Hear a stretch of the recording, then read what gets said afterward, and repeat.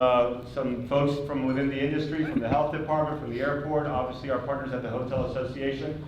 But it starts with our leadership, and with that, obviously we're here in the amazing convention center that the city of Miami Beach has invested lots and lots of money. We just have a headquarter hotel that hopefully in the near future will be erected nearby. And that's about generating business for our community as a whole, for the hotels, and for our small businesses not too far from this location. But I'd like to turn it over to Mayor Gelber, who was part of the discussion on Thursday that resulted in this forum, so that he can give us a quick intro and perspective from the city's view. Okay. I'm Dave Gelber, the mayor of Miami Beach, if you didn't know. First of all, thank you all, not just for coming here today. We have an amazing hospitality industry in this city. I think one of the best in the world, frankly, and it's because of you all and the conscientiousness and the devotion you direct to your trade and to your enterprises. And so I just want to thank you all for that. The reason I asked for this meeting was in large part because I sort of feel like the clarity we've been getting from state and federal authorities hasn't been particularly helpful. And we can continually tell people to just wash their hands all the time, but you all, it's a lot more sophisticated for you all. About an hour ago, the Department of Health, for instance, said that any resident who's been abroad recently should self-quarantine for 2 weeks. I'm sure you're wondering to yourselves, well, what do you guys do? You have people from abroad every day in your establishments, in your venues, in your hotels. So the reason I wanted to have this meeting was not to gripe, but to give our industry a chance to talk about best practices, to get best practices, and to deliver them in really the place where best practices are most needed, which is in our hospitality industry. It's going to be you all who are going to see this issue not simply economically, unfortunately, but in every other way. So we thought we'd give you a chance. Some of you come from companies that have pretty good bandwidth and are giving you amazing direction. Some of you may come from smaller establishments that don't. I want to thank the Hotel Association and the Bureau, really, and our convention center for organizing this. They're going to give you some useful information. Hopefully you'll tell them if it's not useful and you need other information or resources. We want to make sure that notwithstanding the lack of clarity and direction that's coming from elsewhere, that we're doing everything we can to get through this with the least amount of damage possible, obviously to public health and secondarily to our economy. But we need you to be a participant in it. So really the purpose of this was to do nothing other than to provide a forum to give you some best practices and hear some of the issues that you're dealing with and that you'd like answers to. I believe this is important because I just haven't seen that kind of clarity from anyone else, and I figured if we could bring some folks who are experts to talk to you and to listen to you, more importantly, that might help us get through this better. So that's really the whole purpose here. I appreciate you all coming, I really do, and I thank you all for organizing it. I know our manager, Jimmy Morales, is going to come up here in a moment. Right now? Well, no, I will, we were MC. I'm the informal Okay. MC. Listen, thank you very much, and let's get through this together. We're not going to leave you out there, okay? Thank you, Mayor. I think I heard the mayor a few days ago talk about, this isn't about risk elimination, but it's about risk management, and I think that's something which is a theme that hopefully ourselves and yourselves will have throughout the afternoon. We are going to be hearing from the city through the city manager and his team in terms of what the city itself is doing to help mitigate this issue, but we have some guests from the health department, and I thought in terms of helping us achieve some degree of clarity, and it changes by the hour, that they could give us a quick update on the status of this virus, COVID-19, and with that, then we'll transition into what are the best practices that the city is putting in place, the convention center, and obviously what is your GMCVB doing in terms of its action plan to help mitigate the blunt of the impact of what's going on. So with that, let me turn it over to our partners at the health department, and I guess this is Jenna Webb and Stephanie Kaye. Hi everybody, good afternoon. My name is Jenna and this is Stephanie. We're epidemiologists at the Florida Department of Health in Miami-Dade County. Is there a clicker? Yes. Thank you. Can everybody hear me? Good? Okay, perfect. So like he said, we're going to give an overview of the novel coronavirus 2019, or how we've been calling it COVID-19. So we're going to go over the outbreak, we're going to go over some transmissions and symptoms, prevention, treatment and testing, travel advisories, public health monitoring, and then we are on a time crunch, so we're gonna skip the influenza, but just know that it's still influenza season, and that's something that you guys should be aware of. Okay, so this new coronavirus outbreak was detected in late 2019. It was detected in Wuhan City, Hubei province. People were having respiratory illness coming from a seafood and live animal market. What we do know about other coronaviruses and viruses that are similar is that it is spread from an animal to a person. Some of these animals include camels, cats, and bats. So now it's happening person to person, so it's jumped from the animal to the person, and now it's going person to person, and it continues to spread to other countries, including the United States. Okay, so these are the numbers as of 10:45 a.m. today. They do change almost hourly. We do like to say that since the public health laboratories are testing now, that CDC and the WHO can be slow in their testing, so some of these numbers are from the media. Worldwide, at 10:45 a.m., there was over 100,000 confirmed cases and over 3,800 deaths. In the United States, there was 495 positive cases in 34 states, including DC, and 70 positive repatriated cases. 46 of them are from the Diamond Princess. 21 cases are from the Grand Princess, which is another cruise line, and then 3 of them were from Wuhan, China. Oh, we forgot the deaths. There are, do you know how many deaths in the US? I think as of this morning, there were 17 deaths, and that does include the 2 deaths in Florida. So in Florida itself, there was 18 positive cases.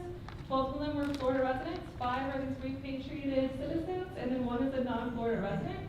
And we had 2 deaths, like I just said. Okay, so some updates. In late February 2020, the CDC reported community-based transmission of the virus in California and Washington. Following March 1st, the Florida Department of Health reported the first 2 cases of COVID-19 in Hillsborough and Manatee County residents. As a result, the governor issued Executive Order 2051, directing a public health emergency and establishing Florida's response protocol for COVID-19. In regards to that, then the state Surgeon General issued a declaration of public health emergency for the state of Florida so we can get more funds. So for transmission and symptoms.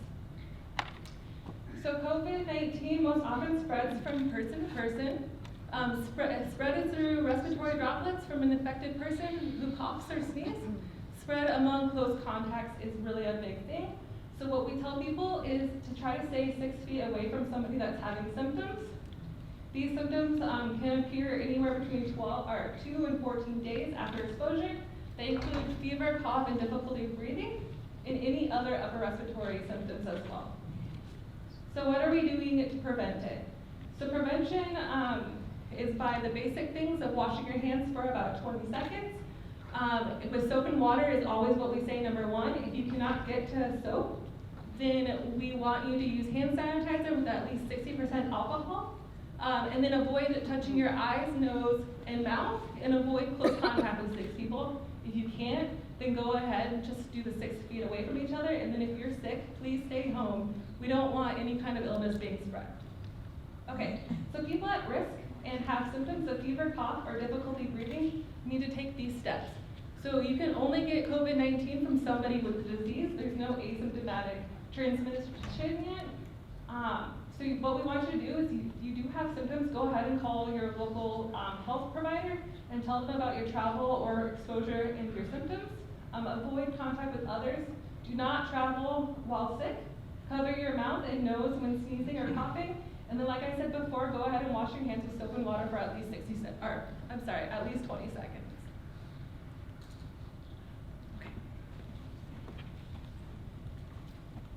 Okay, so now we're going to get into the treatment and testing.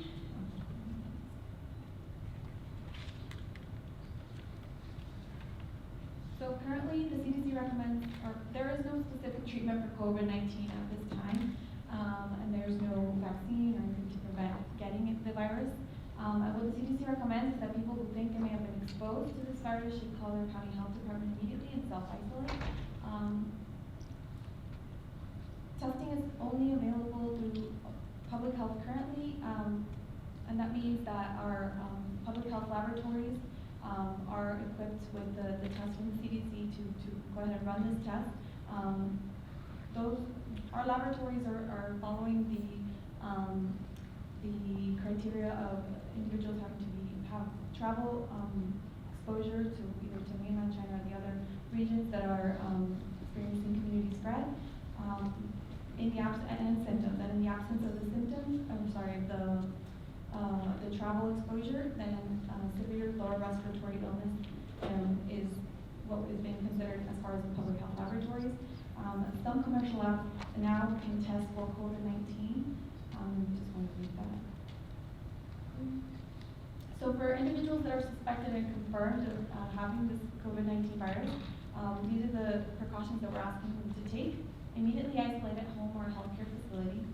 Do not participate in public activities such as work or school.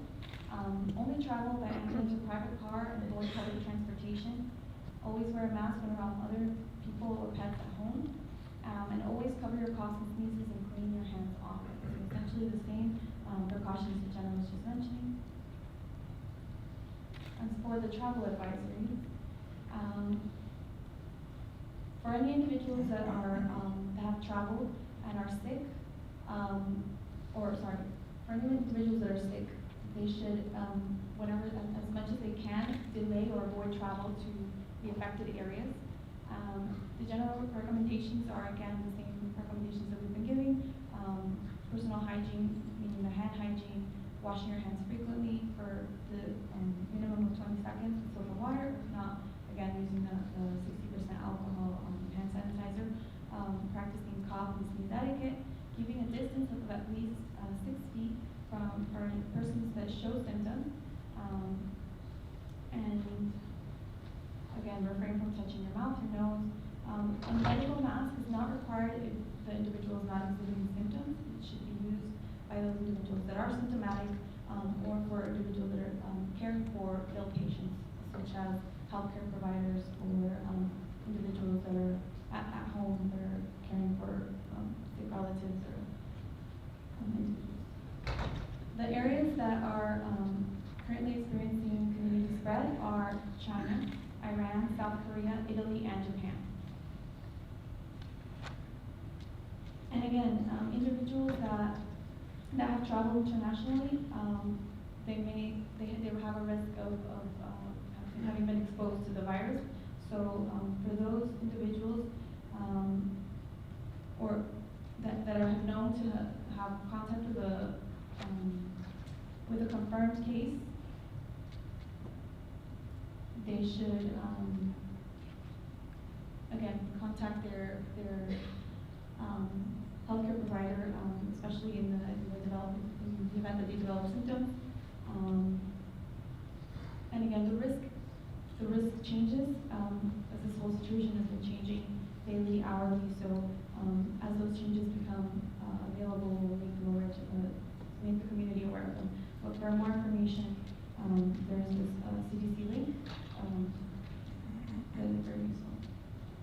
This is a postcard just to let you know at the onset of the outbreak with travelers from China. We were the points of entry, so the 11 airports that were screening for individuals that were returning from China. We're handing these postcards out to the travelers to let them know that they should be aware, that they should be more aware of their health status, especially those symptoms related to the virus, and to let their local health departments know, their health care providers know if they do develop these symptoms or what to do in the event that happens. So what precautions that they should call ahead, that they should, again, maintain the necessary distance from other individuals that are not ill, so as to prevent possible transmission. So as far as what we're doing here in the Department of Health, we're closely monitoring those potentially exposed. So personnel at the 67 health departments in each county, as well as the central office in Tallahassee, we're working together to protect all of our residents. We receive information from the CDC frequently, and what we're doing is we're working with those travelers that have been identified to restrict their movement, monitor for persons with symptoms and ensure healthcare providers use proper protective equipment when dealing with these individuals. And then what does that monitoring consist of? For people who may have been exposed but do not have symptoms, so what we're asking them to do is to monitor themselves for 14 days, and that's as of the date that they leave the exposure area, the exposure region. And that's, again, just to stay home as much as possible, avoid travel on publicly used vehicles, large gatherings, and that includes going to work, refraining from going to work, school, or other public places. And then to follow provided education on prevention of the spread of this virus. So still, the immediate risk to Americans is low, even though more cases in the U.S. are likely to be identified as the capability of our laboratories increases. More cases will be identified, but again, as of right now, the risk to Americans remains low. But everyone, even in the absence of being identified as a confirmed case or a suspect case, could still, or even if you're not exhibiting symptoms, you could still be part of the process of preventing the transmission of this virus. And again, the same methods that we've been talking about, practicing frequent hand hygiene, cough etiquette, staying home if you do develop symptoms, and environmental cleaning as well, and social distancing. So again, this is our Florida Department of Health website that is updating on a daily basis as more information becomes available of the number of cases that have been identified in the state of Florida, those that are being tested, pending tests, all of that, and information for our community members. This is our CDC webpage, or the CDC webpage, where we're getting information as well. And then they have plenty of community resources that are also useful. Oh, I guess I could show this one. And then again, as Jenna mentioned at the beginning, we are in the middle of flu season. As you can see here, just going to give a little overview.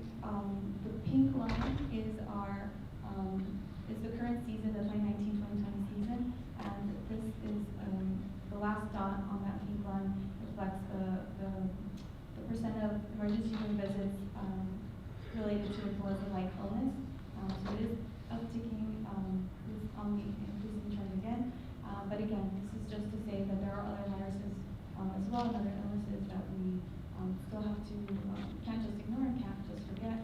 And the prevention strategies for this illness as well is to practice the same ones that are applicable for COVID: hand hygiene, social distancing, environmental cleaning, all of that stuff. So, Yeah, so if you guys have any questions, this is going to be our 24 hours, 7 day a week line. You will always get somebody. It's 305-470-5660. And then with that, I'm taking questions. Well, so here's what we're going to do, folks. And again, I wanted to thank the health department. This was this is all coming together moment by moment. I believe the Secretary of Health may actually be joining in a moment, and if so, we'll give the podium back to the health department. But we will leave some question and answer session. So if you want to join us at the table. And the way we had envisioned this is at this point, this is a brief overview of what the city is doing and some of its other public places and assets. And I know it's being joined by someone that has a lot of experience in dealing with these types of issues. So, Jimmy, thank you for coming. Thank you. Good afternoon, everyone.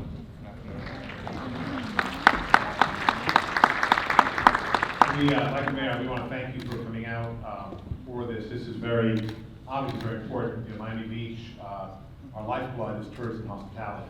And so we care, just as we care about our residents, our visitors, our businesses, and we're trying to strike a real delicate balance between obviously protecting people from what are still sort of a lot of questions and unknowns about this virus, but at the same time not overreacting, one might say, making sure that, and what we're doing is we're taking the lead from the agencies, the CDC and the Department of Health, and we're not going to on our own, improvise. So we're trying to take the best information we have and make real-time decisions about our employees, about our facilities, about our at-risk population, particularly seniors, obviously, with this disease, and then also about our events and whatnot. And to date, we have not heard any of the health professionals say that we should not be open for business, right?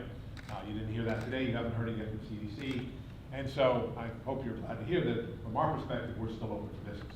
That means our convention center is still open for business, and our facilities and whatnot. Obviously, those are game time decisions. You know, we all went to, many of us left work Friday afternoon thinking there was nothing in South Florida, and then all of a sudden that night there were 2 cases in Broward. Today, as of 10:45 a.m., right, there are no cases in Miami-Dade County, there are no cases on Miami Beach.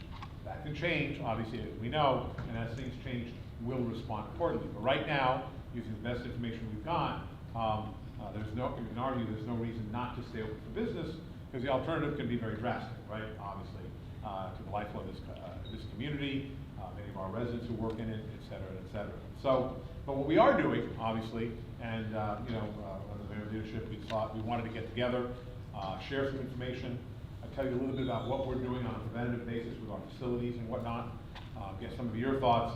I know part of what created some of this was that some communities have gone forward and canceled events, whether it's Cayocho or Ultra, and so the pressure becomes wise and everybody's doing that. But again, you know, we're trying to follow what we think is the best direction. I am curious, because one of the things I'd like to hear is, how many of you are feeling it in terms of your bookings? How many of you are seeing a material impact on your bookings? Okay. How many of you, one of the questions we're asking ourselves is, because even though Ultra was canceled, obviously that was an international event, people coming from all over the world, the question is, are the folks who bought tickets, maybe they're getting their tickets refunded, but who also have plane tickets and hotel reservations, are they still coming or not? What are you seeing that the numbers for that weekend adversely impacted by the cancellation of Ultra? Raise your hand if you are. Okay. But some aren't. So, we're trying to figure out what are we going to do that weekend, if we're also going to have those folks here, maybe the international visitors, and how we're going to address that. Obviously, we still have a couple weeks for that. But it looks like you are seeing an impact on your business. We'll see how Ultra plays out. We are, and obviously we've all been in this rodeo a little bit. 3 years ago, I think it was 3 years ago, we had the Z word, was it? 4 years ago, we had the infamous Z word. Obviously a different situation in some respects, but obviously a threat to our economy and as well as risk to our residents and folks. I'm very fortunate that she chose to retire from the county last year, but agreed to join our city as an assistant city manager. Alina Hudak, one of the first things I did is I asked her to take point on this, in terms of the city and our preparations and whatnot. We've been really working on this now for at least 3 weeks. I think our fire rescue folks even a little bit longer. We've been having internal meetings, establishing protocols, trying to get answers on some of the tough questions. So at this point, I'm going to share with you what we've been doing with respect to our own facilities, our own best practices, and how we've been approaching this, and how we're thinking about dealing with particularly our high-risk population, our seniors. I'm going to turn it over to Alina Hudak. Good afternoon, everyone, and thank you, Mr. Manager, for that introduction. Again, I'm thrilled to be on Miami Beach. I'm sad to be before this forum, again, addressing something that could affect our industry the way that hopefully we hope it won't, but we all know that it will.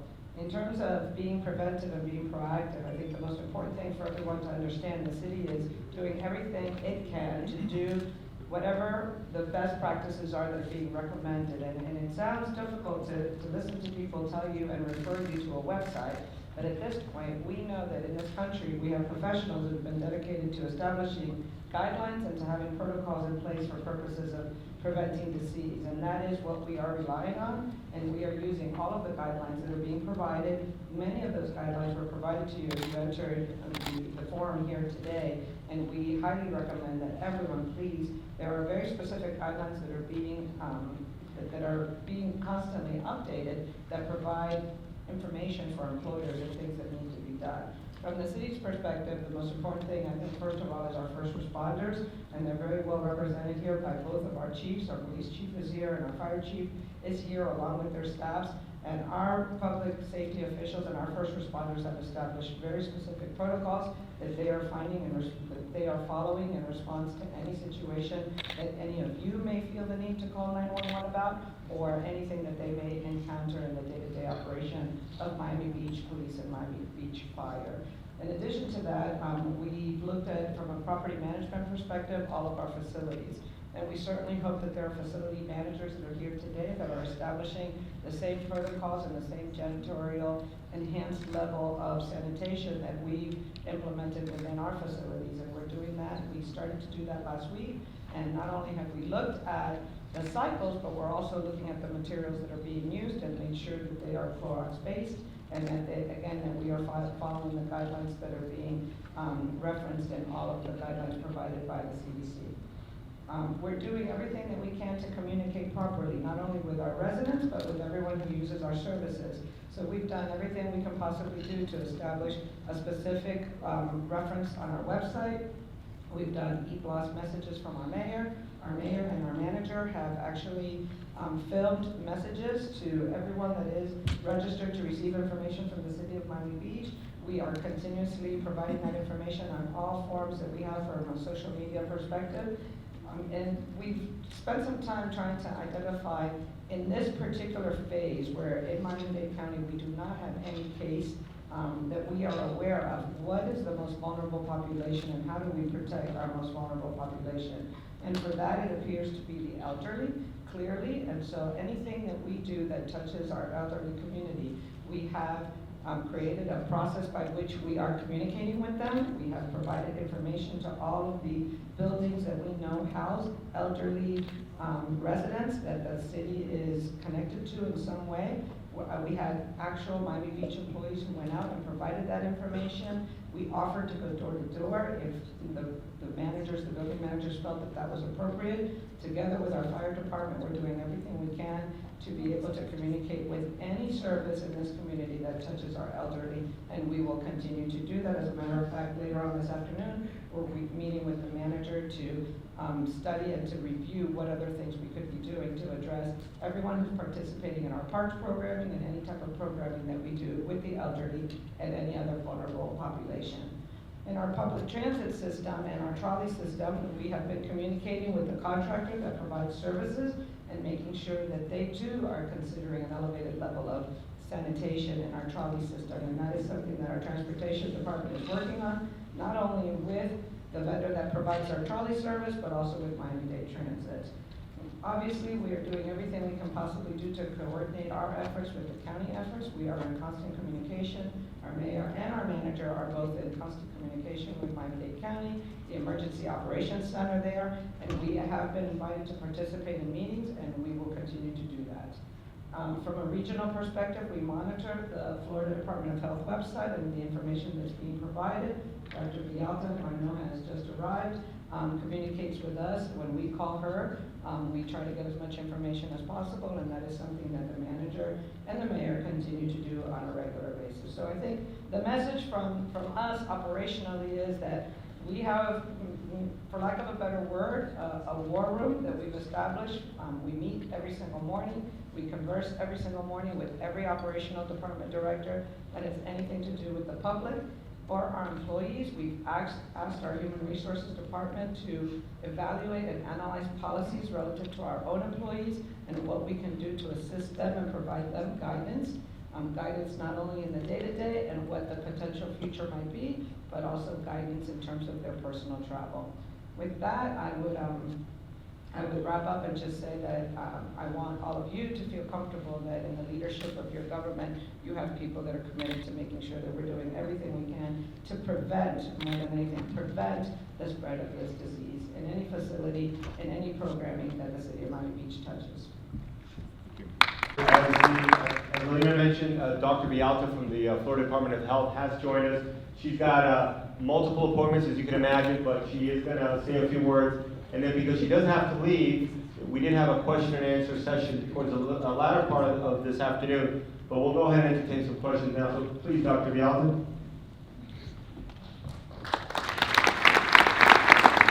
Good afternoon, everyone, and thank you for having us and be able to share the information that we have on COVID-19. I know my team and my staff, they did go over the signs and symptoms, but it's really important for all of us to know that the vital information for us is one is prevention and education. So the signs and symptoms is fever, cough, shortness of breath. and symptoms may appear as soon as 2 days to as much as 14 days. The one issue with this virus that we're all concerned about is the fact that it's a new virus. So we're really learning and going along through this process since this virus was identified in December of last year. We know we went through the data, okay? The best way of isolation or prevention is to be able to identify those individuals have been in contact with a close person of COVID-19, to be able to identify their contacts, and then be able to do our case findings. And as well, make sure that we prevent. So how do we prevent? We stay 6 feet from individuals. If we're home, the most important information that we have and thing we can do for prevention is to stay home when we're sick. And constantly be washing our hands. And if we have to sneeze or cough, to make sure that we use a tissue and throw it away in the garbage and then wash our hands. It's basic hand hygiene. Some information came out today from the Department of Health in terms of international travelers, right?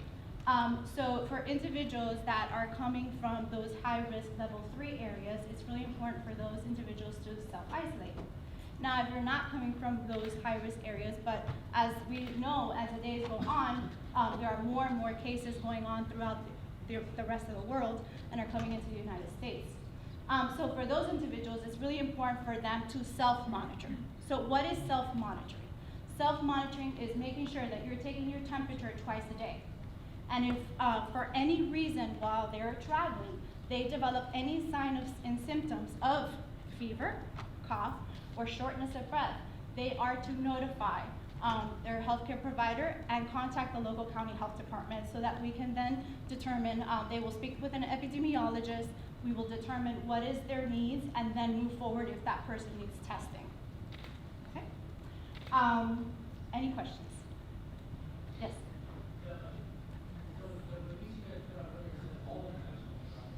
There's been an update to that. So the update to that, it does say for individuals that come from, like I mentioned before, from a level 3, they are to self-isolate.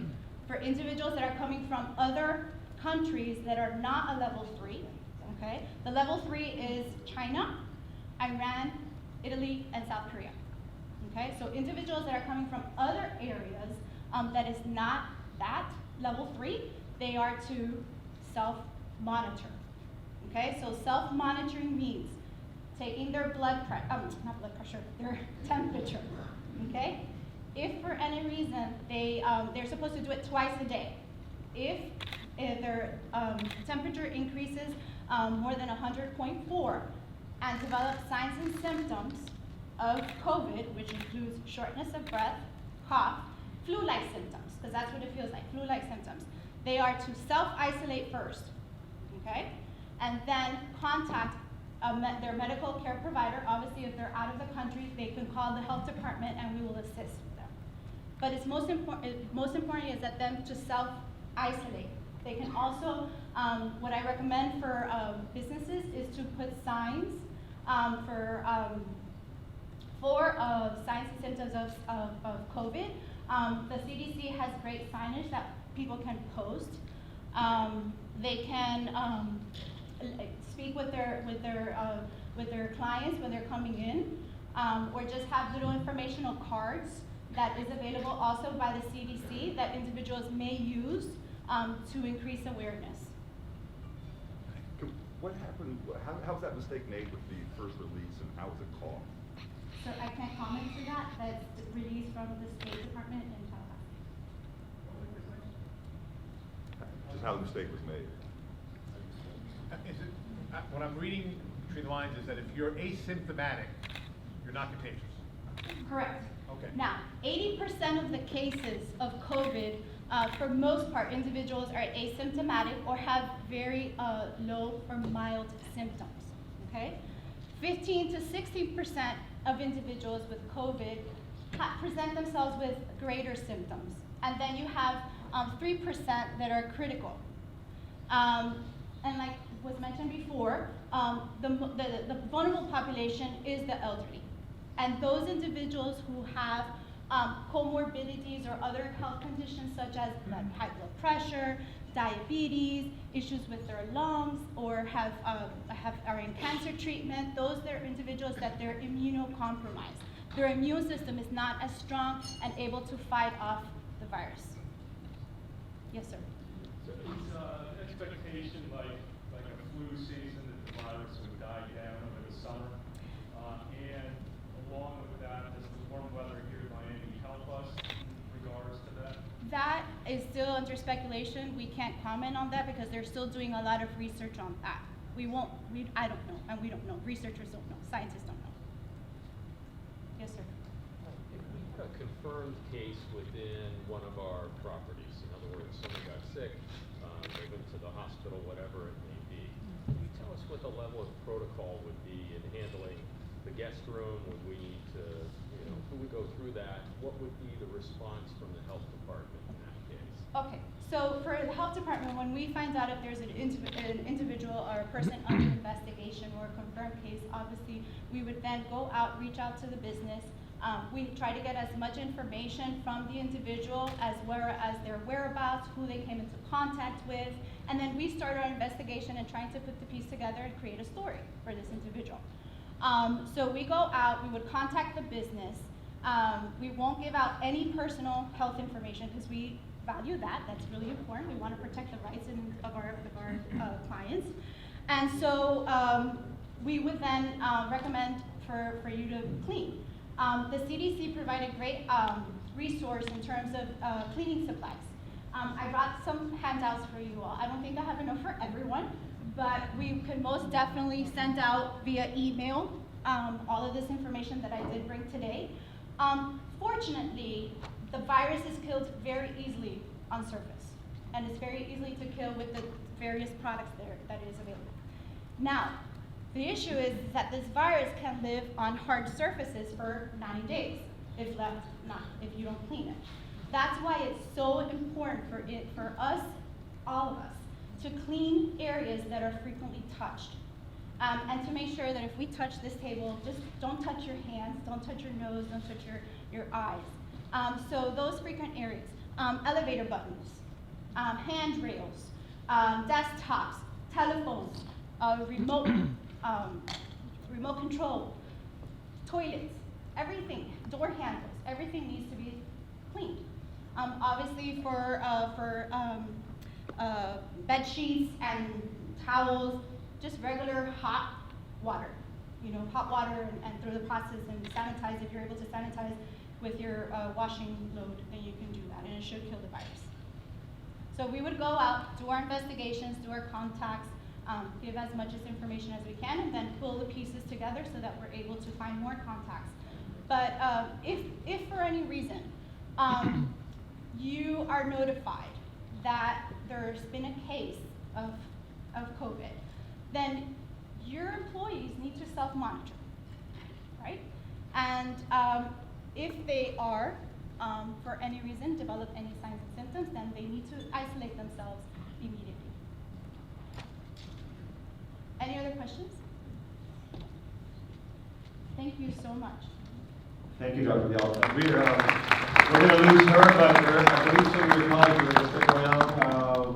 Here and the mayor spoke about the city facilities, and I think you're in one of the marquee city facilities. We're blessed to have the leadership of Freddie Peterson, who's here joining us at the dais. That's going to share with you quickly in terms of what this center is doing. And of course, what they're doing here is critical for us to work together with him to retain the meetings and conventions that I'll share with you in a moment that are looking at their current business and perhaps future dates as well. So Freddie, thank you. Good afternoon, everybody. Rolando, thank you for the introduction. First and foremost, I want to thank my team here at the Miami Beach Convention Center, Spectra, Centerplate, Smart City, and a few other contract partners that are with us here today. If not for the men and women taking care of the health of the venue and all that that we do here to host folks from all over the world, it wouldn't be possible. My thank you to the city manager, the mayor, elected officials. Jimmy, it's been great chatting with you over the past several days, just talking about events and updating you and your team. Really appreciate your voice and the advice that you're giving. And then the GMCVB and the GMBHA, wonderful partners across the board in everything that they do. I'm going to go to the slide here.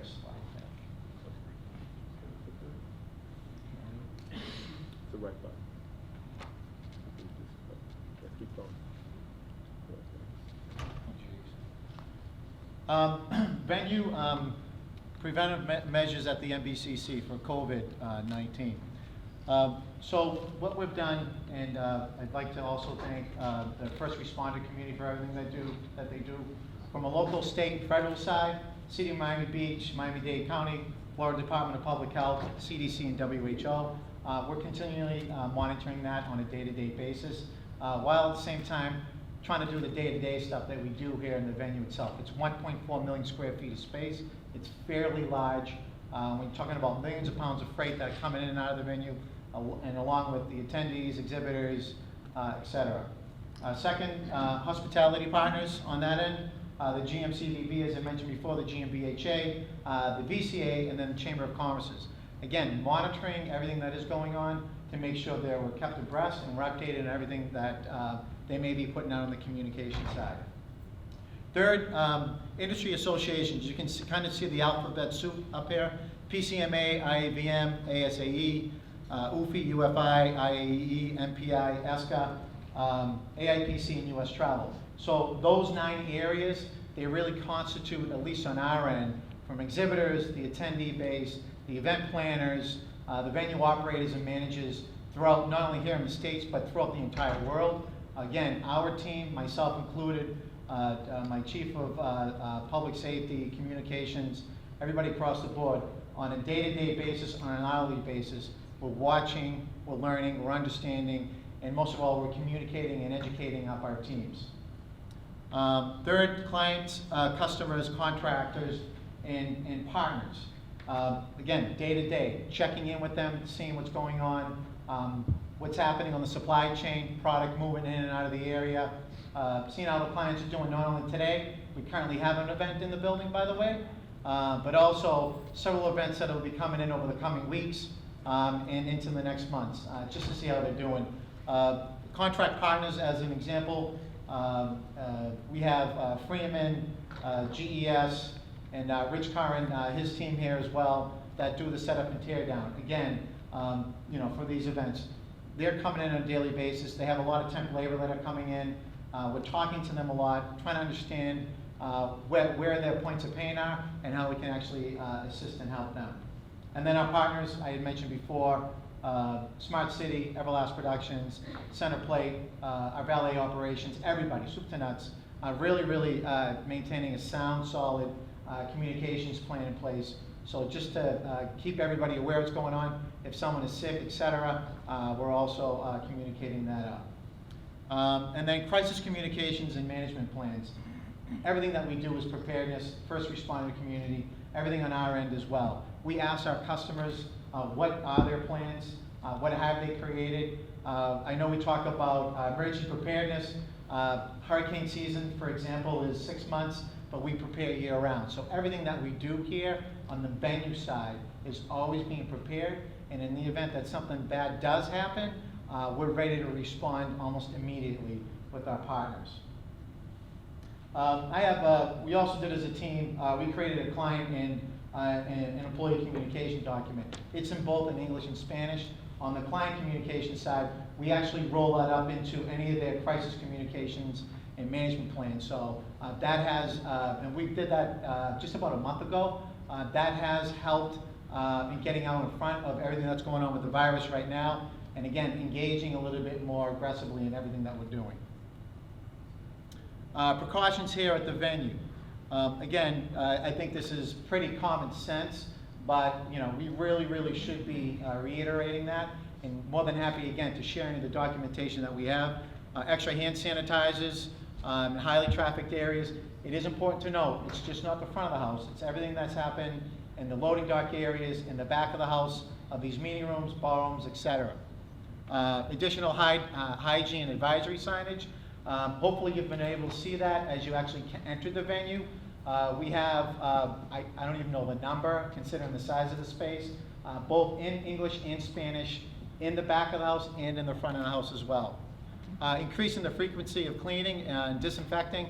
I think someone had touched before on surfaces, going in all the time, whether it's in the bathrooms, some of these public areas. Again, as we do turnovers in some of these room setups, wiping them down more often and more frequently because of everything that's going on. Restrooms, if you all haven't been in there, they're touch-free, everything that we're using in there as well. Our staff is trained on the proper techniques to prevent transmission of sickness, obviously, very much common sense that everybody was talking about earlier. And then Centerplate, our food and beverage exclusive provider here. They've actually done a wonderful and phenomenal job on the care and what they do on the prep side, actually what's coming into the building, the prep side, and the delivering of all the food and beverage products throughout the entire venue. Here's a couple of signage examples. Again, it's really important to know front and back of the house. Repeating it constantly, consistently, of not only on the signage side, but also when we have our shape-ups with our teams on a 24-hour basis, because we do run 24 hours a day, just reiterating that with the teams. Again, very much common sense, very simple. With that, I don't believe I had anything else because I know we have a couple of other folks that wanted to talk. But I'll leave my business cards here. Again, I really thank the men and women here that do a phenomenal job day in and day out, 24 hours a day. Really, really deeply appreciate all that you do. And then I always say friendships, partnerships, and relationships. That's what we enjoy in the community here, the hospitality community, and that I'm very appreciative of. So thank you very much. Thank you, Freddie. And Freddie is actually relatively new to the community. You couldn't tell by the accent. And it's been an amazing partnership thus far. We look forward to working with you closer, not just on this issue, but we're moving back into our convention center offices. Coincidentally, we just saw that space. It'll bring us even closer together to deal with these types of issues, as well as, of course, book future business. So these presentations will be available through the Bureau website, and the Hotel Association will send out a follow-up. There's a lot of great information in here, so stay tuned for that as well. Speaking of partners, nothing happens. Our success rises and falls with Miami International Airport. The vast majority of visitors to our community come through that facility. It's a massive employment center. It's a massive economic generator, and it's a massive responsibility. So we asked them to send someone, and we're blessed to have Mark Hatfield, who's their Assistant Director for Safety and Security. But I would also encourage him to give a little bit more of his background, because he has a lot of expertise that is especially relevant to this situation. So Mark, thank you for joining us.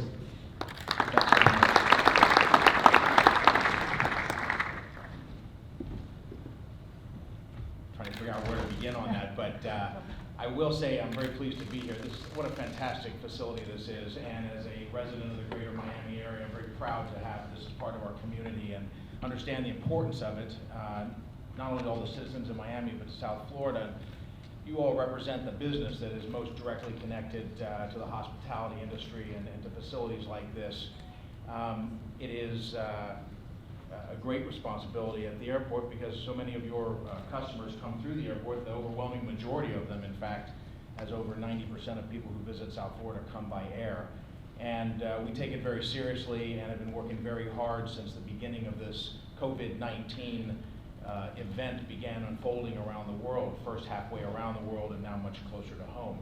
I've heard a lot of things here today that are very significant in their importance and bear repeating, because those of us who are paying attention, who are listening to the experts, who are in touch with the CDC and with the state departments of health and the healthcare professionals who are working on this challenge, understand that they are the greatest source of information, and information that can be action oriented and that we can take back to our core mission. And so at the airport, I can tell you it's like a big convention center with airplanes parked at it. We've got 5 million square feet under roof there.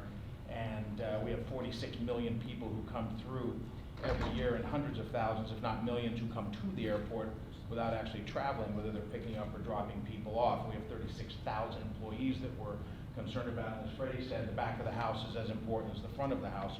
We've got to be aware of all the non-public areas, the break rooms, the employee restrooms, and the employee facilities when we tackle this problem. And so The first thing that we have done is we've latched up very tightly with the CDC. As I said, they really are the subject matter experts on this, and we're very fortunate that we have a cadre of them resident at the airport. They're assigned to MIA. As this thing began unfolding, several of them got deployed out, but they're either being repatriated to the airport or we're getting contractors or other CDC employees to backfill them. The guidance that they've given us is what you've heard from the state health people, what you've heard from other professionals in terms of prevention and education. The other big entity and important element at the airport, as we deal with this in a very dynamic situation with people coming and going, the potential for international travelers to be arriving either with known itineraries or broken itineraries, and that's the CBP, Customs and Border Protection. They have an extraordinary role, and they have an extraordinary capability in their targeting center. So they can actually identify before the passengers arrive through the exchange of information that's part of their security regime, the individuals who have had itineraries in the last 14 days that have traveled through the hotspot countries. And we can, they will identify and do a more close-up interview and screening on them.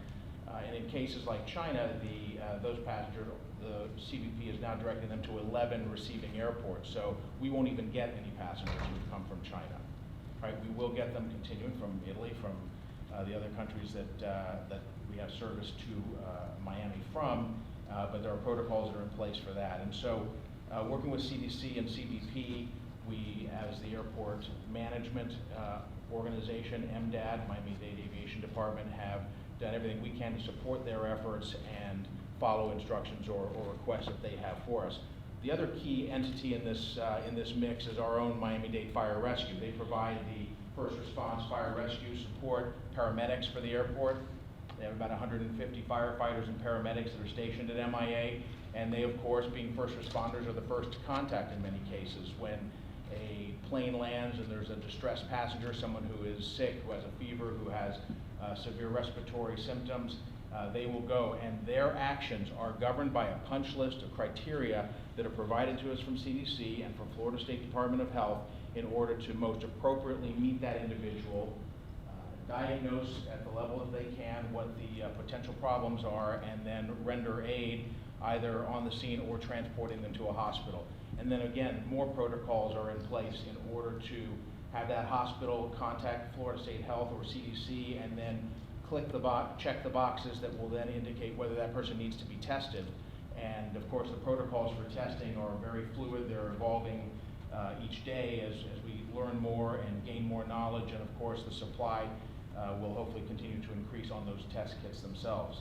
So in terms of those three major players, we're lashed up tightly and working closely together. As you know, we've got many other entities within the airport. Probably the next big group we'd have to consider the airlines. We've met with the association that represents all of them and speaks for them as a body. We've also met with individuals, including, of course, our dominant carrier, American Airlines. And I am satisfied and can convey to you that their protocols for cleaning aircraft, for monitoring flight crews, for managing their passengers and being alert and following the recommendations of the CDC are very focused, and they're taking it very seriously. And I'm quite pleased that we have the kind of partnership where we can work together like this here in this airport. In terms of actual tactical things that the airport is doing, that Miami-Dade Aviation Department is doing, again, educate and prevent. Those are the two big things. And do not let anybody tell you that washing your hands is like sort of a silly, not an important thing to do. It's probably the most important thing that people can do, which is why you see the hand cleaners that are put around here, the signage. We've got the same program going on at the airport, hundreds of new hand cleaner dispensers, hundreds of more signs in English and in Spanish at points of heavy traffic in your restrooms in an attempt to educate and raise that awareness with people so that they are more conscious of washing their hands. I mean, how many people here have a restaurant associated with their facility? Right? Probably a majority. You can't hire a person in a restaurant, right, who doesn't have a serve-safe certificate. Cleanliness is next to godliness, and washing hands is truly a critical piece of this whole puzzle. I'd love to have them announce tomorrow that there's a vaccination or a treatment cure. Those things, God willing, are coming. But right now, prevention is our #1 capability. It's our #1 responsibility, and it's the most probably vital step each of us can take. Well, we've got a contractor who does all of the cleaning in the airport. It costs a significant amount of money per year. We have met with them. They have a special unit that has actually been has worked in Seattle, has worked in other major cities in the United States, has a great toolbox of best practices and capabilities. It's like a hyper disinfecting team. We are going to contract them now to come in, run 2 shifts a day, have constant presence in the airport for 2 shifts a day, doing high-touch cleaning, right? High-touch areas, as you heard mentioned here, elevators, railings, escalator handles. We have trains in the airport that go out to the Satellite at E, that go to the rental-car center. You know, there's the strap hanger bars where people hold on. All of those places where people are constantly touching, will be constantly disinfecting, washing and washing and washing those surfaces to keep them as clean and germ-free as possible. The steps that may follow beyond this, and we can only speculate on where it will go. It may, as the summer months approach, as was just asked, it may fizzle out, as so many infectious diseases and even pandemics have done in the past. It may continue and linger on. So we have looked at what next steps in terms of protecting employees and protecting our passengers and our customers would entail, and we'll continue to maintain a war footing on this subject so that we are ready to respond at any given notice. Other agencies in the airport, the big ones that touch a lot of people, that see a lot of people, are of course TSA. As far as they're operating right now, it's largely business as usual. Education, cleanliness, they've got cleaning teams. We've got a crew that does their checkpoints. They also have cleaning teams that work in their areas. Their employees, if you travel through the airport, you may see some that are wearing masks. Their policy is masks are permitted, but they're not issuing them per se at this point, and neither does the CDC recommend that employees wear them. The policy is the same for MDAT. We have hand sanitizer and gloves. Many of our employees work in close contact with people or with material that requires them protecting their hands, so they have gloves now. They have hand sanitizers. The policy is that if they want to wear a mask because they feel more comfortable that way, they are allowed to do that. CBP, same thing. I think you'll find that's a pretty common policy now that's emerging across the various employers in the airport. So we're remaining flexible, remaining focused, keeping our eye on the ball, and making sure that we are at one and the same time treating this very seriously, but not creating collateral damage by overreacting to it in an unnecessary fashion. So I think that again, it's a fluid situation. It's one that we are keeping a close eye on and maintaining a very flexible posture so that we can adjust. We can call an audible on the field. We can adjust our play and meet the threat as it changes. With that, I'll be happy to stay up and answer questions or turn it back to you if you want. Thank you, Mark. I think we've got about another 10 or 15 minutes, and then we can open this up to some questions. I did want to once again thank not only Mark, but Lester Sola, the airport director. We've been in contact with Juan Carrillo, the port director. They're dealing with some issues, of course, with the cruise line situation. They're not here today, but rest assured that we are working with them similarly. And I know that Lester Sola and Juan Carrillo are connected on the hip on all port-related issues, air or sea. So let me transition quickly and kind of give you an update on what we're doing. And again, I hadn't even introduced myself. I hope you know who I am, and if you don't, I have the pleasure of not only being your MC at the last minute, but also the Chief Operating Officer for the Greater Miami Convention and Visitors Bureau. For better or for worse, I've been with the Bureau for a long time. I was there 9/11, Zika, oil spills, hurricanes. So, you know, we've been at this to varying degrees. This is different. In fact, you know, it's significantly different. But I think a lot of the things that we've learned along the way, a lot of those best practices have helped us build kind of our manual to our crisis management manual that we've implemented, and we're using it in this instance and very similar ones. I'm not here alone. Every team leader at the GMCVB is in the house, the head of PR, advertising, social media, so please just raise your hands, all the Bureau team leaders that are here, and they will be a resource after we wrap up. Any additional specific questions? I did want to recognize the chairman of our board, Bruce Soros. Thank you for being here, Bruce. Our CEO is not here. He's up in Tallahassee, Bill Talbert, dealing with some legislative matters that you may hear about a little bit later on. But I wanted to jump right into what your bureau is doing real quickly, and then I'll bring up Wendy from the Hotel Association so we can talk about some additional resources that we're making available to you.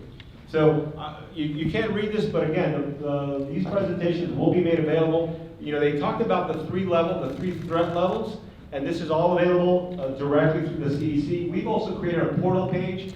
If you go to the GMCVB website, right there at the top, you'll see travel advisory, and you'll link to a variety of resources. We're activating, obviously, a hotline to assist with tourism as well. But you know, this is currently the three different threat levels. I think there was conversation about China, how they've been at the epicenter of this, and because of that, and ironically, even though we've been advocating for direct service from China, we don't currently have it. So I guess in this case, we're fortunate in that regard. But we do have direct service from just about every other part of the world. Speaking of every part of the world, not only does the Bureau have its resources here today and in our offices, but we've got about 52 people around the globe that are representing us, and they're representing you with market intelligence, with feedback to help us guide our efforts in developing this response program that we're putting together as we speak.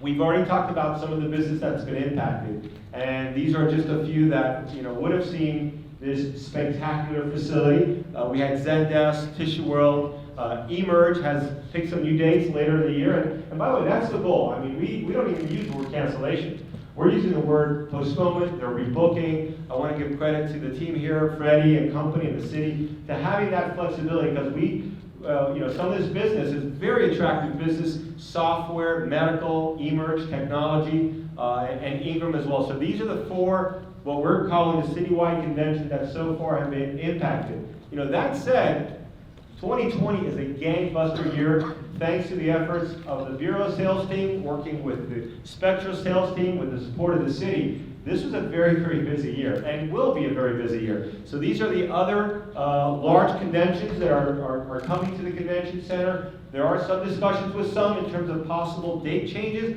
but as of right now, this is what's holding in place. We will keep you closely posted.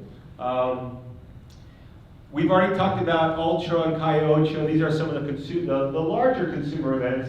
And I know Mat Fair may not be that well known to many of you. It's actually a very, very important Mat Fair that was also postponed. Large international component. And that's our sense, is that these gatherings that have a large percentage of international travel is really what's the tipping point for some of these elected leaders to make decisions on where to shift some of those business. When you're talking Ultras, hundreds of thousands, Calle, anecdotally, I think gets close to 1 million people. I think those are the ones that were called out.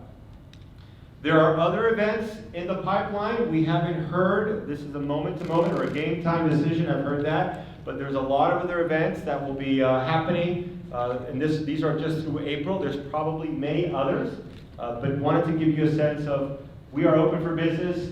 We are showcasing ourselves, not just in meetings and conventions, but also some consumer events, but these decisions will be made on an ongoing basis. I believe the manager asked earlier in terms of what percentage of folks have been impacted. We sent a survey out, and thank you again for your response. 9 out of 10, Mr. Manager, we've seen thus far. We're getting responses as we speak. So some degree of impact, large degree, the vast majority to some extent. 74% have reported losing some extent of group business. Of course, the range is quite significant. And even almost 86% or so on the transient side. So it's not a matter of if you've been impacted. I think for the most part, we've all been impacted. And this is this community's #1 industry, and how we collaborate together, and how we serve you, how the city serves you, to make sure that we can mitigate that impact, and more importantly, launch some recovery efforts as we speak. These were some of the quotes that we were gathering from the survey. We have our research director in the room. There will be an ongoing survey. I think we're going to shoot out the next survey probably within the next day or so with some more detailed questions. And thank you. Your responses, and I know you probably are getting slammed with emails, but this helps us. It helps inform our strategy, so please answer as often as you can. This is an eye chart, and I say as of February 14th. The world has changed since February 14th, but I put this up there as a point of reference only because this is what the STR and CBRE were projecting our hotel performance to be as of February 14th. And we all know that this is subject to updates and changes, so I'm curious when they do it again. I believe they do it every quarter.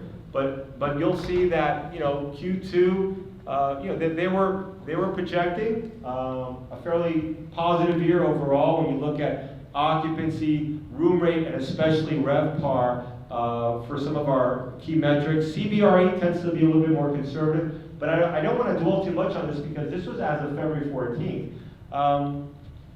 We're using, like many of you are using TravelClick to better estimate future travel demand. Because I think ultimately that's what we want to look at, is that future business. So this is something that is relatively new to us, but I'm thankful that we have this tool as one of many tools. I'm sure some of you do as well, and if you don't, please leverage us to whatever extent possible. So the numbers, the key here is what's the pace.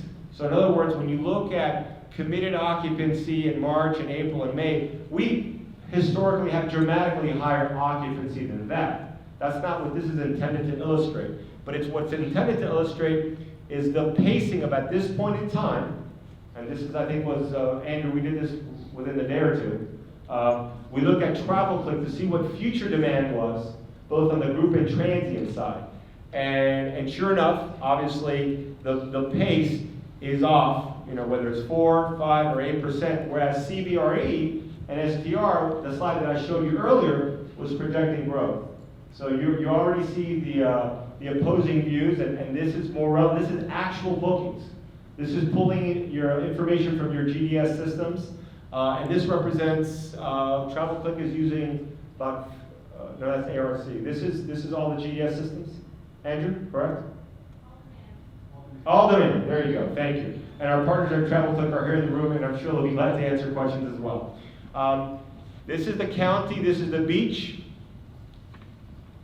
And now it's interesting, I think as you look at that May 2020 plus 11%, again, these are just snippets of time, and I think the farther you go out, and depending where you're at, then the accuracy of this becomes a little bit more, more fine-tuned. But this is what, look at what TravelClick and their sources are telling us, that the group business in May, year over year, the pace. And again, if we need to clarify that offline, good news, I'm not the smartest guy in the room. It's the person sitting in the audience from TravelClick that can help refine those answers in our little Q&A session. And then I believe lastly, this is downtown, where they're at, and we even threw the airport on there. And of course, you can see some of the significant impacts to some of our airport hotel partners. We also looked at, this is ARC, right? ARC, everyone recognizes the name, it's been around, Airline Reporting Corporation. These are the people that are the clearinghouse for all ticket sales, airline ticket sales. And well, in fact, it's about 50% of all the ticket sales. But this is just to give you an idea, blue being this year, green being last year. So up until February, we were pacing ahead year over year. And then you'll notice, based on, and we probably called this data within the last day or so. So you're seeing some of that fall off in pacing in terms of ticket sales. So this is, a lot of you are in town. Let's offer you all these experiences while you're here, because in many cases, they were going to be here for a few days regardless of whether the convention was going on. So we've institutionalized that program to make sure that those meeting delegates have the best opportunity possible to enjoy the destination. We're also looking at targeting meetings and conventions with slightly different demographics. You heard earlier that there are certain age groups that are more susceptible to this disease, so we are looking at everything closely. And we think that there's going to be some opportunities there, not just demographically, but also geographically. So in that case, within the state of Florida, regional business, and we're also going to reach out to you, and some of this is already happening as we speak, for extra special short-term group rates and dates. And we also want to leverage testimonials from some of your clients as well. So all this collectively, I think, develops the critical mass for us to communicate clearly to those meeting planners that, hey, not only are we open for business, but striking the right balance between being open for business, but also being responsible stewards of our industry. And we do have resources set aside to sponsor selectively on a case-by-case basis. You know, if we feel that a meeting planner, if we help them with a breakfast, as a show of good faith and a commitment, and if that makes all the difference in the world, then we're making those commitments out of hand. And we think all these things collectively and some other things can make the difference to mitigate any future cancellations. Oh, did I click? Yeah. The sales team, again, they're here. There's going to be a follow-up discussion, but just a quick snapshot. These are on. I mean, we are out there selling. And of course, some of these opportunities are short-term, and other ones are long-term. But this is just a quick snapshot of where your Bureau sales team will be out there asking meeting planners to bring future business. On the consumer side, some quick highlights. Our priority, as it always has been, and will continue to be, otherwise Wendy would have an issue with this, is to drive hotel demand. You know, we generally feel that those people that stay in our hotels, we love all visitors, even the day trippers.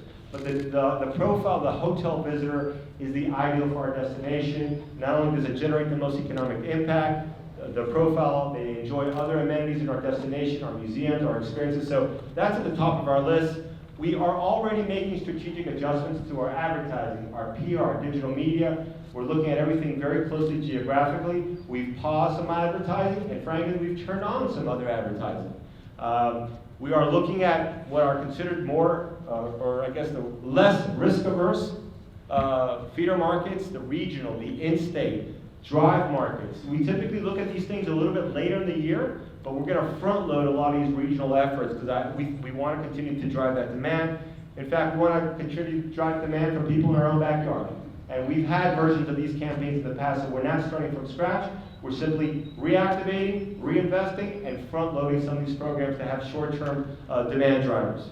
And of course, Latin America. I was speaking to a couple of hotels, and one of the first words out of their mouths was, "Thank God for the Latin Americans." And I guess, you know, the Latin Americans tend to be a little bit less spooked with things like this. They've seen it all, both economically and you know, through all these different diseases that they've dealt with. So they don't overreact to these things. So through our Latin American offices and through some of our digital media and marketing strategy, we're looking at them as opportunities. And there's also people looking for deals. There are amazing deals. Look, gas is at below $2. Hotels are making pricing adjustments. So there's going to be a lot of deal seekers. So we want to make sure that we're armed with as many deal and value propositions available. And then, of course, we can sell them on other things once they're here. We have a variety of webcams that came in very, very handy during Zika to show the world that, hey, folks, we're open for business. Ocean Drive is nice and busy. Lincoln Road is full of people. And we're, those are tools that have already been in place. But of course, we're elevating the prominence of those things. And we're also going to be using social media live streaming opportunities to constantly push to the consumer, to the meeting planner, that yes, we are open for business. And as you know, we're the people behind the Miami Spice Restaurant Program, Miami Spa Month. We're also going to be front-loading our Miami Hotel Months program, which typically has been a summer play, but we're going to move that up. And we're going to leverage all these Temptations programs. Please respond to the emails that perhaps some of you are already getting, which each one of these programs, even though it's talking about attractions and museums, we want to package a hotel component in there as well. So wherever and whenever we can incorporate hotel packaging, hotel deals, our commitment to you is that it will be baked into every single program. Our travel trade team is out there, like Ida's team. There have been some adjustments. By the way, not our decision, ITB, which is a pretty dramatic thing. The world's largest trade show, and I know some of you join us on those things, that has been canceled. All the other activities that you see are on, and we're going to continue to push. The Germany sales mission is something that the Bureau puts together. And we rely on the feedback of our partners, and at this point, the prudent thing to do was to postpone that Germany sales mission. But all these other events are still a go. Our communications team was, I guess, next week, right, Jennifer? We were supposed to have our New York media mission. So we're looking at some new dates, but that will happen. But for the vast majority of these events are on, and of course, we've already heard about eMerge, because our PR media team works with their PR media team quite closely to maximize that opportunity. Speaking of media and PR, you've heard it. And I'm not going to read these bullet points, but the key is balancing and responsible messaging. And that's all our hallmark. It's the one that we suggest for you. We've got 14 PR firms around the globe. We have a crisis management firm that is helping us through the situation, as it has helped us through a lot of the other things that I mentioned earlier. And please encourage people to go to our website, whether it's a meeting planner, a consumer. We are updating this on a daily, if not hourly basis with the latest from the CDC, Department of Health. You'll see we'll upload some additional information based on today's announcements. And then we'll also push out as a follow-up to this any of the information that we've covered thus far. We have made some adjustments. I mentioned our domestic advertising programs are continuing on as scheduled. We're expanding what we're doing in South America. Obviously, we had some pause in our China program, our UK and Germany program. We're doing some slight pauses there. And we did have a pre and post cruise campaign that we thought it was prudent to put a pause. But we're revisiting this on an ongoing basis. We do have a myriad of cooperative advertising programs for all parts of our community, and those are still a go. But I just wanted to demonstrate to you that we're looking at all these on a case-by-case basis. So social media, we don't have a case yet, but we are looking at this very methodically, that if and when there is a case, certain triggers will go off in what we do, whether it's social media, whether it's PR. We will be leveraging the influencers that we rely on quite heavily for some of our message amplification. And I wanted to close my package before I ask Wendy to join us is, there's been some discussion amongst the hotels in terms of how flexible are you or can you be, and I know there's a lot of pressures especially if a business cancels. We are scanning what other travel partners are doing, and whether it's airlines or cruise lines. Obviously, cruise lines are being especially flexible, as they should be. This quote-unquote peace of mind booking seems to be resonating and giving cruise passengers some degree of comfort to make those commitments. Airlines are looking at, they've been very generous and flexible in their travel policies. You've already heard about some of the things here at the MBCC. We're going to be asking you, to whatever extent possible, your flexibility as well, because we need your flexibility, especially on that group side, so that we can go back to those meeting planners and show them that we are together in trying to bring their business, and there might be some concessions that we're willing to look at everything, and hopefully you will as well. So with that, I will, wrong way. So let me bring up Wendy, and she's going to cover some of the toolkits that we put together. Wendy? Sit here, is that okay? Wendy's going to sit there. If you don't mind. Thank you so much. I always have so many papers. I apologize. So on behalf of my GMBHA team back in the back, Fahima and Monica, and our board of directors, many of whom are here today, we'd like to thank Mayor Dan Gelber for hosting this meeting, and of course our partners at the GMCVB and everybody, all of the speakers. One thing about our industry, we all get together really fast, which is really good.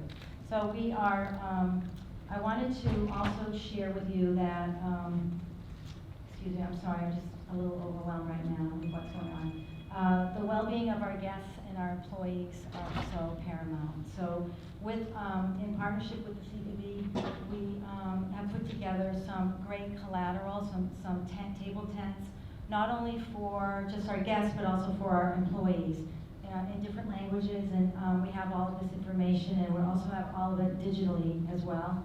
And we also have the updated coronavirus management guidelines for hotels that will also on our website together. And I encourage you also, I don't know about you, but I have kids and a husband and a dog, and I got the last 10 days I've gone home every night, and I've been stressed out. So I think it's very important that, have a glass of wine. Also, I just think you need, I had to share that with you. But I think that it's also important to also share the information that we have, because it's really great information for our kids, for family, relatives that are calling us and texting us. I think it's very, very important. And for our hoteliers and all our businesses, just encourage you to post all of this great, valuable information that we have. There's a lot of collateral out front that you can get, and then we'll also email it to you. It's very, very important. I think, most everything was covered today. I did want to to talk to you about what's going on in Tallahassee. I was there, Bill, oh, by the way, Bill is in Tallahassee. I know where his restaurant, the first restaurant he goes to when he gets there. And I had a great stay, by the way, at the Aloft. I just wanted to share that with you. It was really nice. Traveling on a Sunday night, a woman alone in Tallahassee. Most of the restaurants are closed. All the restaurants he recommended me were closed. And I stayed in sat at the bar, and the bartender, she was lovely. And I just wanted to share that good story, right, about my stay there. So we are faced with a lot with not only Miami-Dade County, but the state legislation, which is really very, very scary. And many of you have gotten our emails from all of us.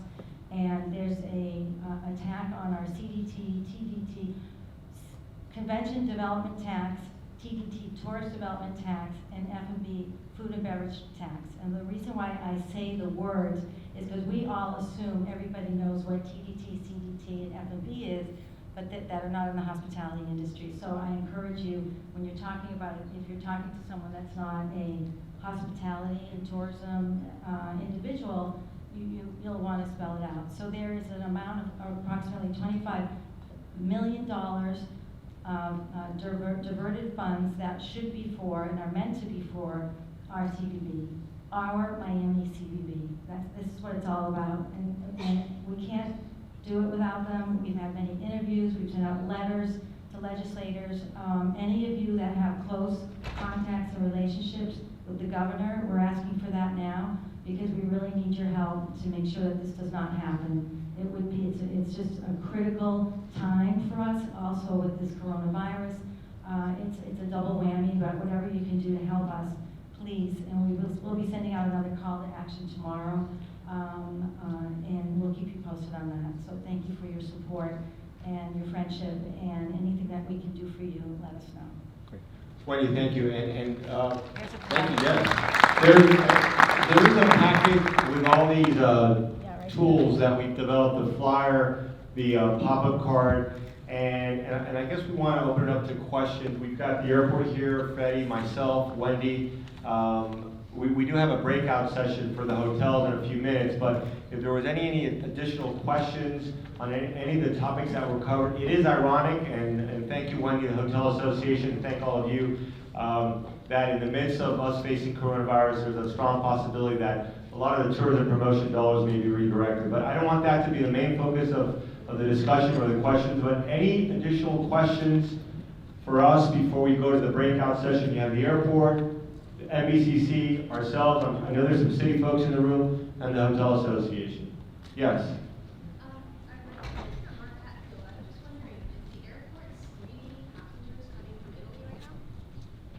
Is the airport screening passengers? Yes, is the airport currently screening any passengers coming in from Italy or some other countries that might have an outbreak? So for all inbound passengers, the screening responsibility, because that's an international border, is Customs and Border Protection. So CBP does all of the pre-arrival screening and targeting, as well as going through the federal inspection station once a plane lands and gates. Everybody offloads, they go through processing to be allowed into the United States, either as returning U.S. citizens or as visiting foreign nationals, and that's the process, and it's through that process that CBP has contact with individuals. Okay, thank you. But could you follow up on that? Are they doing anything special for travelers from Italy because of coronavirus? I'm sorry, say again? Are they doing anything special for travelers from these four countries? So I think, they've got the list of countries that we saw up there on the chart earlier. Anybody from China is being directed to one of 3 airports in the United States. Miami is not one of them, right? So for anybody coming in from the other, I would actually defer to CBP for details on what type of screening they're doing. It can involve visual observation, interview questions, etc. But it's really in the CBP realm, so I would defer to them.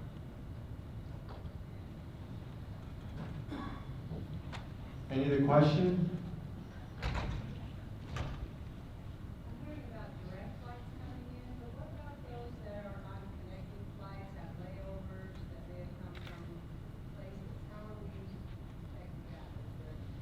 So the question is, it's understandably, look at people coming in directly from these last points of departure that we've identified. But what happens with people who have I think the term they use, broken itinerary?